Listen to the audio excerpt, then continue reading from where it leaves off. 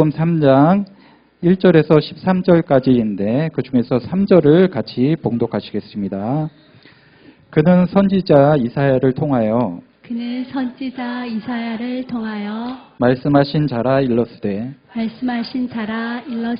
광야에서 외치는 자의 소리가 있어 이르되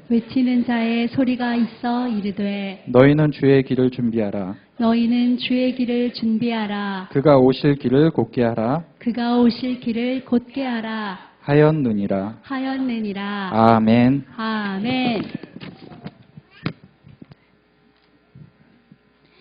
자, 우리 다 같이 신앙 고백하도록 합니다. 자, 시작. 주는 그리스도시요 살아계신 하나님의 아들이십니다. 아멘. 지난 한 주간 잘 지내셨나요? 와, 날씨가 그렇게 따뜻하다가 오늘 주일날 주님을 예배하는 날 많이 갈등하셨지요? 날씨가 갑자기 추워지고 눈보라가 몰아치니까 아유, 이거 아가 어린데 감기 걸리면 어떡하지? 많이 갈등하시다가 이 자리에 오셨는 줄 믿습니다. 그러나 비가 와도 우리는 하나님께 예배하는 약속된 주일은 오셔야 되고, 눈이 와도 우리는 하나님과 약속했기 때문에 우리는 주님을 예배하는 이 주일, 하나님을 예배하는 자리 절대로 놓쳐서는 안 될 것입니다. 자, 우리 귀한 아가들 한번 축복 인사해 볼까요? 너는 하나님의 자녀란다. 너는 하나님의 자녀란다. 하나님이 너를 축복하신단다. 하나님이 너를 축복하신단다. 너는 237 나라 살릴 거야. 너는 237 나라 살릴 거야. 그렇지요. 우리 아가들 얼마나 대단한 아가들입니까? 여러분들 보실 때 아이고 엄마 손 아빠 손이 아니면 아무것도 할 수 없는 연약한 아가인 것처럼 보이지만, 우리 하나님이 여러분들 자녀를 보실 때에 237 나라 세계를 품은 그런 렘넌트로 보고 계신다는 사실이에요.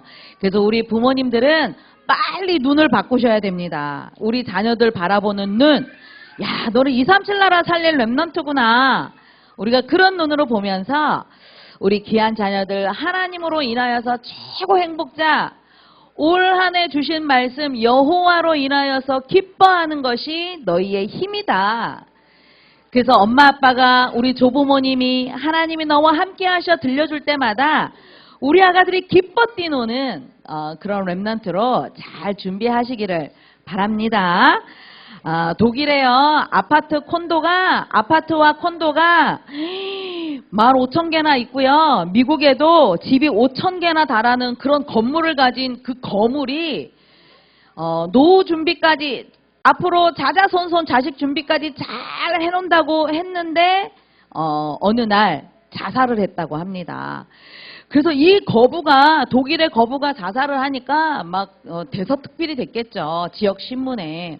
왜 그랬을까? 아니, 그렇게 많은 건물을 가지고 행복하면 자살을 했을까요? 자살을 하는 사람이 나 너무 행복해서 자살을 하는 사람이 있을까요? 그 수많은 건물을 가지고도, 어마어마한 재산을 가지고도 행복이 없었다는 증거겠지요. 그래서 많은 사람들이 이 사람은 돈 욕심 때문에 행복하지 않았을 거야, 이렇게 하면서 그 사람을 그렇게 뉴스에, 지역신문에 대서특필이 되었다고 합니다. 우리는 대부분의 사람들은 돈이 많으면 좀 행복할 것 같아요. 돈이 많으면 행복할 거야. 그래서 대부분의 사람들이 이렇게 생각을 하기에 한국 사람들에게 행복의 조건을 조금 물어봤다고 해요. 언제 행복합니까? 어떻게 하면 행복할까요? 좀 물어봤더니 내가 좀 젊었으면, 나이 들어가는 거는 당연한 건데 그렇죠. 그리고 좀 남들보다 좀 경제가 넉넉했으면, 남들보다 좀 가진 게 많았으면, 배운 게 많았으면, 남들보다. 그러니까 우리 한국 사람들의 대부분의 그 의식 속에 굉장히 자존감들이 낮은 거예요. 남들보다는 내가 좀 건강했으면, 남들보다는 내가 좀 돈이 많았으면, 굉장히 낮은 자존감 때문에 결코 행복을 추구하지만 이루었다 해도 행복하지 않는 그런 인생을 살고 있는 것이죠. 그리고 어떤 사람은 자신의 그 행복과 그 만족을 위해서 자기 자식들한테 올인을 해버리잖아요. 이런 사람도 많죠. 자식의 행복을 위해서 올인한다는 것은 결코 본인의 행복이 아니라 그것은요, 집착이라고 할 수 있습니다. 결국은 내가 행복하지 않기 때문에 자식에게 올인하는 거예요. 그래서 진정한 행복은 자식도 아니고 물질도 아니고 어떤 명예도 아니고 또 내가 건강하다고 해서 행복한 것도 아닌 중요한 영적 사실을 우리가 알고서, 특히 우리는 하나님이 원하시는 렘넌트들을 키우고 있잖아요. 내 자녀가 평생 동안 영원히 행복하기를 바라신다면 우리는 어떻게 해야 되느냐? 내 자녀 평생에 행복한 자녀, 주님의 길을 따라가도록 양육해야 된다는 것입니다. 이 아이들이 예수님 한 분만으로 만족하고 예수님 한 분만으로 행복할 수 있도록 지금부터 우리는 주의 길을 준비하는, 그래서 예수님이 너와 함께 하신다는 그 사실을 우리는 부지런히 알려야 될 것입니다. 그래서 오늘도 예배를 통해서 주의 길을 준비하는 우리 부모님, 조부모님 되시고 우리 귀한 자녀들, 부모님, 조부모님의 그 믿음을 그대로 본받아서 예수님의 길을 따라가는 그런 렘넌트로 양육하시는 여러분들이 되시기를 바랍니다. 그러면 주님의 길을 우리는 어떻게 준비하면 될까요? 그 첫 번째가 바로 선지자의 사명을 가지고 예수님의 길을 준비해야 될 것입니다. 마태복음 3장 1절에서 3절 말씀 보니까 세례 요한이 유대 광야에서 이제 회개하라, 이스라엘 사람들에게 회개를 강조했죠. 그리고 천국이 가까웠느니라 이렇게 말씀을 한 것입니다. 그는 이사야 선지자를 통하여 말씀하신 자가 일러서되 광야에서 외치는 자의 소리가 있어 이르되 너희는 주의 길을 준비하라, 주님께서 곧 오신다, 이렇게 외쳤던 것이죠. 세례 요한이 누구입니까? 바로 예수님 태어나시기 전 6개월 앞서서 앞으로 예수님이 오실 그 길을 준비한 사람이죠.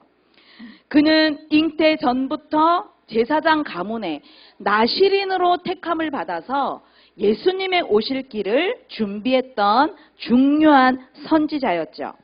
그래서 이 사람이 했던 사역이 바로 회개하고 이스라엘 전 백성들에게 회개하고 이제 예수님이 오실 것이기 때문에 너희들이 예수님이 선포하실 그 복음의 말씀을 받을 마음밭을 준비해라. 그렇게 외친 것이었습니다. 왜 마음밭을 준비하라고 했을까요? 그동안에 400년 동안 이제 구약의 마지막 선지자 이후로 400년 동안 하나님께서 말씀을 주시지 않았기 때문입니다. 하나님의 말씀이 끊어진 400년 동안의 이스라엘 백성들이 어땠을까요? 그동안에는 하나님의 말씀 중심으로 살았던 많은 사람들이 400년 동안 말씀이 없으니까 다 내가 기준이 되었죠. 내 말이 옳은 거야. 내 말이 곧 법이야. 그러면서 내 중심대로 살았던 그러한 마음밭들을 이제는 다시 다잡아서 예수님이 오셔서 주실 그 복음의 말씀을 이제는 받을 마음밭, 그것을 준비하라고 회개를 시킨 것이었습니다. 우리 가정도 마찬가지입니다. 하나님의 말씀이 기준이 되어지지 않으면 우리는 다 내 마음대로 살죠. 엄마가 곧 법이고 아빠의 말이 곧 법인 그런 가정을 이끌어가면서 결국은 끊임없이 상처를 이끌어내는 그런 삶을 살게 되는 것입니다.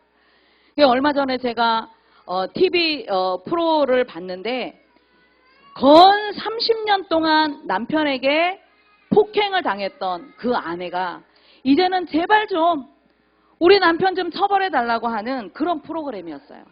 아들 하나, 딸 하나가 있었는데 아들은 완전히 그 아버지가 곧 말이 법이었기 때문에 늘 폭행을 당하면서 성장을 했고, 엄마가 정말 그 죽을 위기를 당하면서 그런 환경 속에서 완전히 은둔형 외톨이가 된, 그리고 이 딸도 늘 아버지가 나타나면 두려움에 떠는, 그래서 학교 끝나고 집으로 돌아가는 그 골목이 너무나 두려웠던 그런 어린 시절의 기억을 가지고 있었던 가정이 프로그램에 소개가 되었습니다.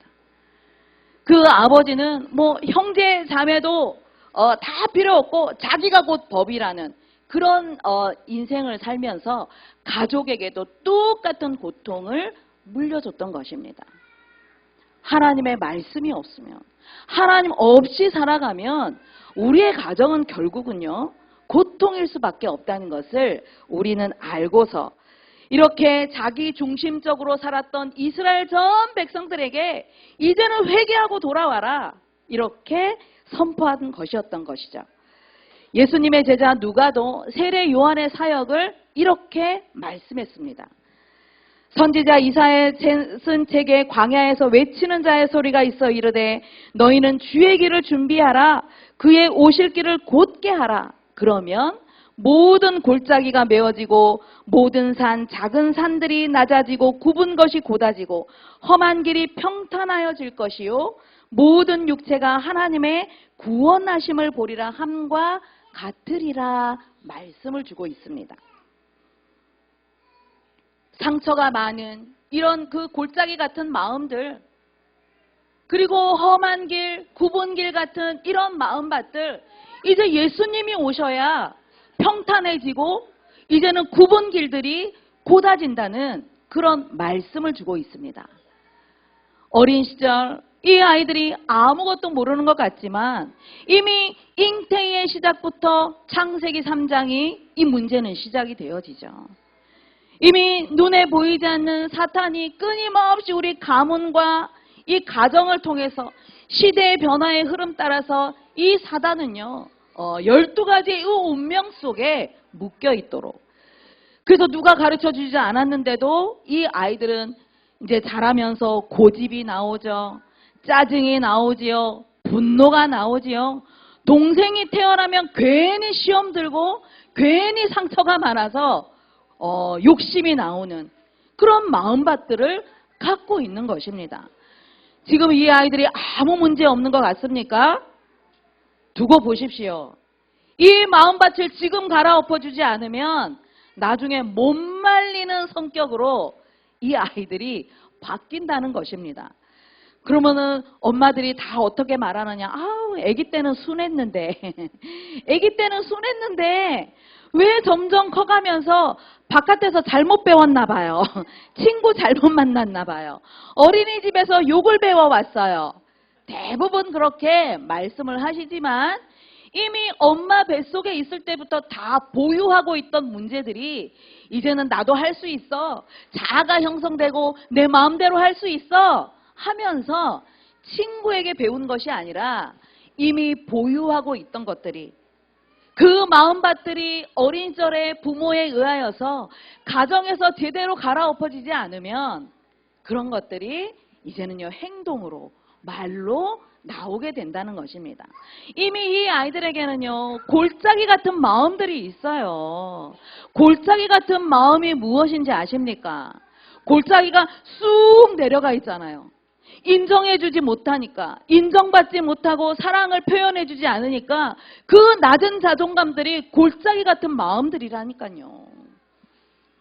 그리고 이 아이들의 그런 상한 심령들을 우리는 엄마가 먹여주고 잘 재워주고 놀아주는 것으로 절대로 회복되어지지 않는다는 것을 영적인 비밀을 아는 사람만 알 수 있는 것입니다.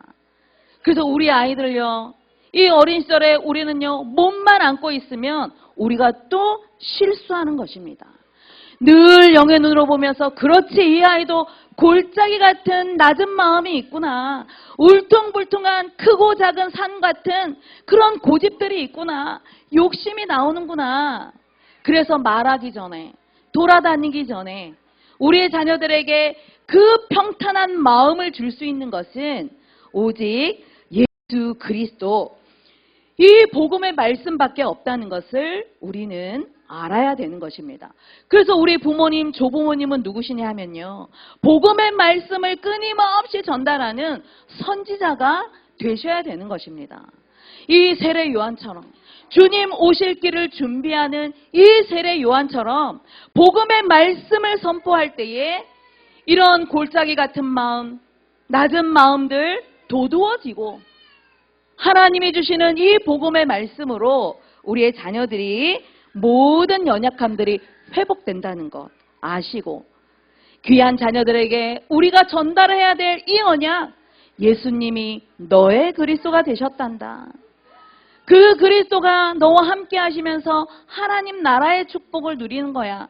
죽어서만 천국 가는 것이 아니라 우리는 오늘 이 시간 하나님의 나라가 임한다는 사실을 여러분들 믿으시기를 바랍니다. 그러면 매일 듣잖아요. 그러면 그것이 바로 성령 충만입니다. 아니 무슨 어린애기가 성령 충만함을 받아요? 받습니다. 우리 아가들의 성령 충만한 모습이 어떤 모습인 줄 아십니까? 잠잘 때 평안하게 잘 자고, 엄마가 먹여주면 열심히 먹고, 엄마가 웃음으로 반응해주면 빵긋빵긋 웃고, 그것이 바로 우리 아가들 수준의 성령 충만입니다. 우리 아가들의 참 평안을 누리는 비밀, 예수님이 너의 그리스도시란다. 하나님이 너와 함께 하신단다. 하나님 나라의 비밀을 누리는 너는 세계복음화 할 거야. 매일매일마다 선지자의 사명을 감당하시면서 귀한 자녀들 축복으로 양육하시기를 바랍니다. 우리 찬양 하나 해봅시다. 우리 하나님 말씀이, 우리 찬양 한번 해볼게요. 하나님 말씀이 내 마음속에 심겨져, 찬양해 봅시다.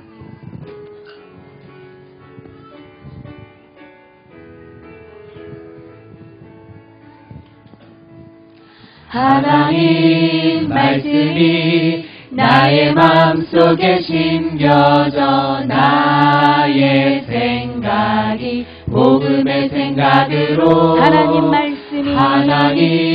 말씀이 나의 마음속에 심겨져 믿음 고백하게 하소서. 하나님 말씀이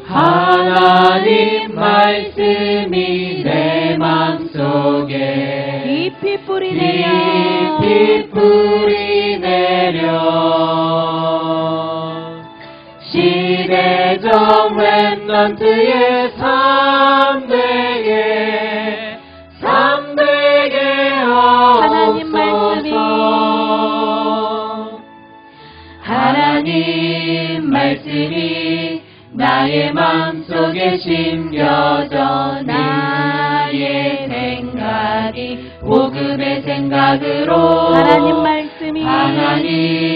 말씀이 나의 마음속에 심겨져 믿음 고백하게 하소서. 하나님 말씀이 내 마음속에 깊이 뿌리 내려 시대적 렘넌트의 삼대에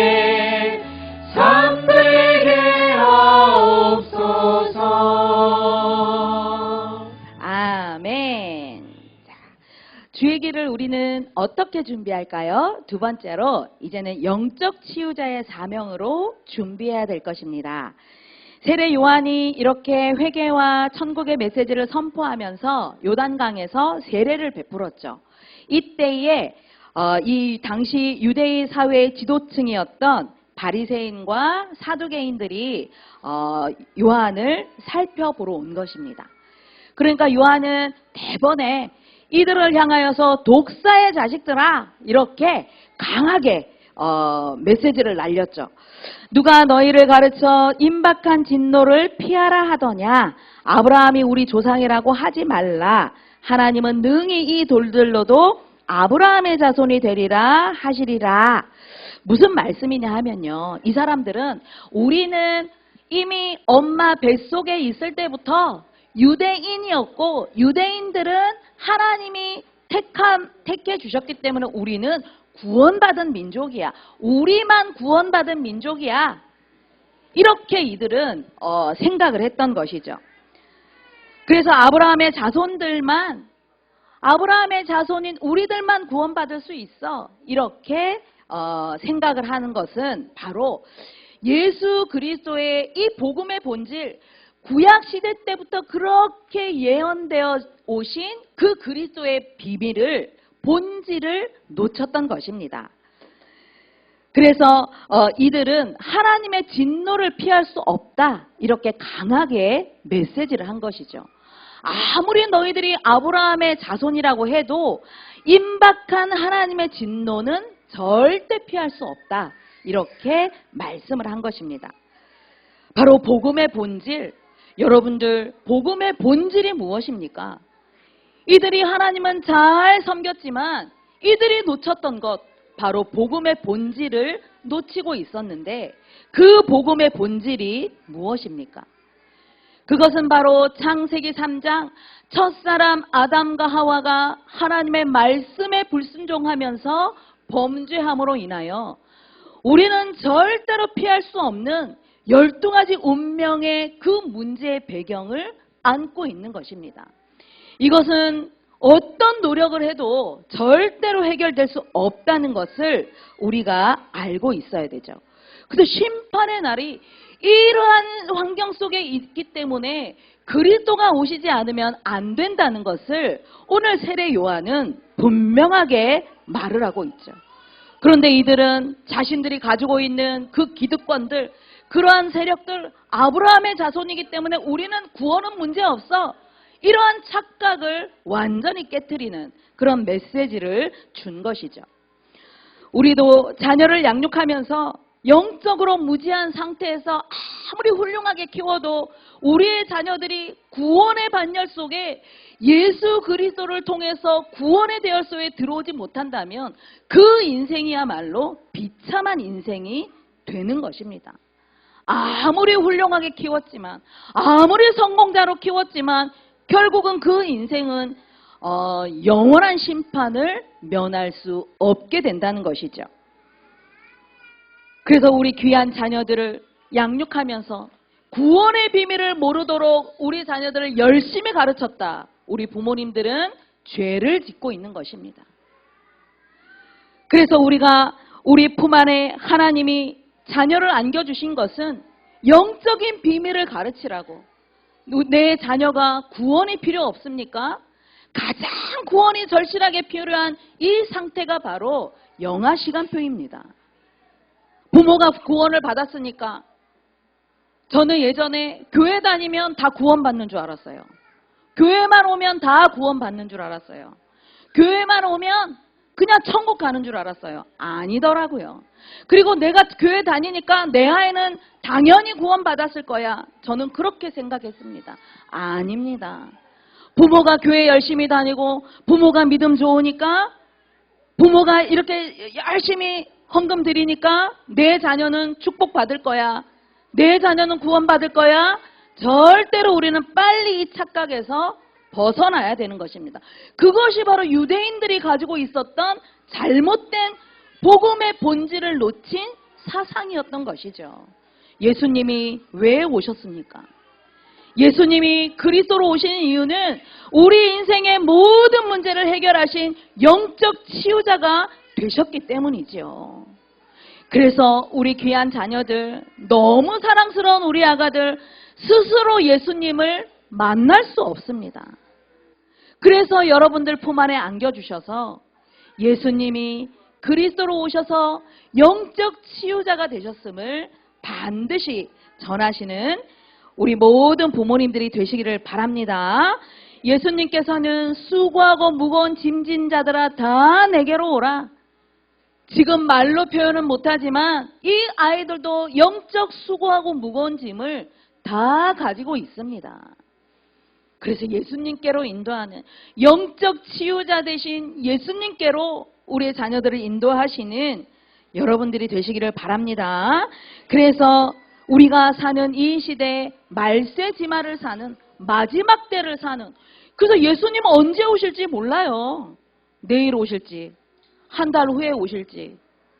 예수님이 오시면 이 지구는요, 완전히 사라지고 구원받은 하나님의 자녀는 영원한 하나님 나라에 가서 이 아이들이 엄마 아빠 하지만 이 아이들이 구원받은 하나님의 자녀가 되어 우리는 함께 형제 자매로 영원히 사는 그런 축복을 누리게 되는 것입니다. 근데 우리는 아직 예수님 안 오셨으면 좋겠죠.